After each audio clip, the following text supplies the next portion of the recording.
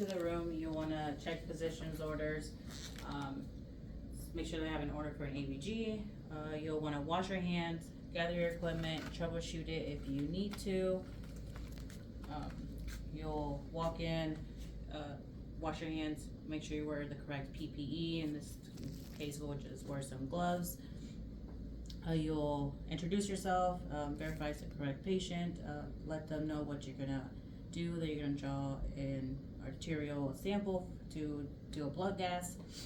You'll want to assess both bilateral pulses. Make sure you'll use the stronger pulse. Hopefully, try to use a non-dominant hand. Once you determine which arm you're going to use, you want to perform a modified Allen's test. So you'll hold both the ulnar and the radial artery, and you'll have them pump their hands a few times. Once it's wide or flanged, you'll want to release the ulnar artery, and then you should see the coloration return within 5 to 10 15 seconds. Once you determine that they have a good circulation, you'll prep their hand, get your equipment ready. You'll use 0.5 to 1 mLs, and it's a heparinized syringe. You'll clean your site for apply an anesthetic if it's ordered. You'll clean your site in a circular motion for 30 seconds. And then you'll clean your fingertips as well.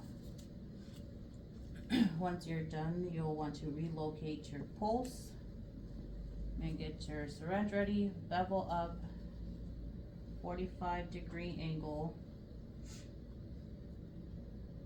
Once you're in, you should see a flash,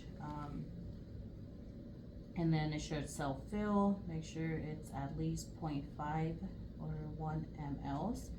Once you're got your blood in there, you'll want to hold pressure, and then you'll want to put the needle in a safe sharps container.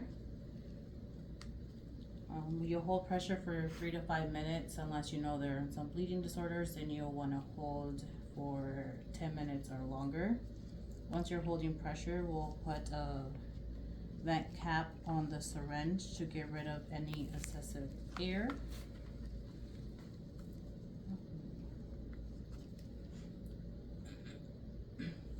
And then if you're not gonna run this at a bedside, then you'll want to put it in ice if you're gonna run it to lab in a biohazard bag. Once you're done holding pressure, you'll check for excessive bleeding, discoloration, swelling. Make sure both distal and proximal pulses have returned. You'll want to label your sample with date, time, FiO2, Allen's test results, puncture site, oxygen or vent settings if they're on any.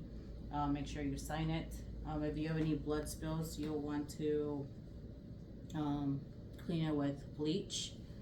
Before you leave the room, you'll want to make sure that the patient is in a safe, comfortable position.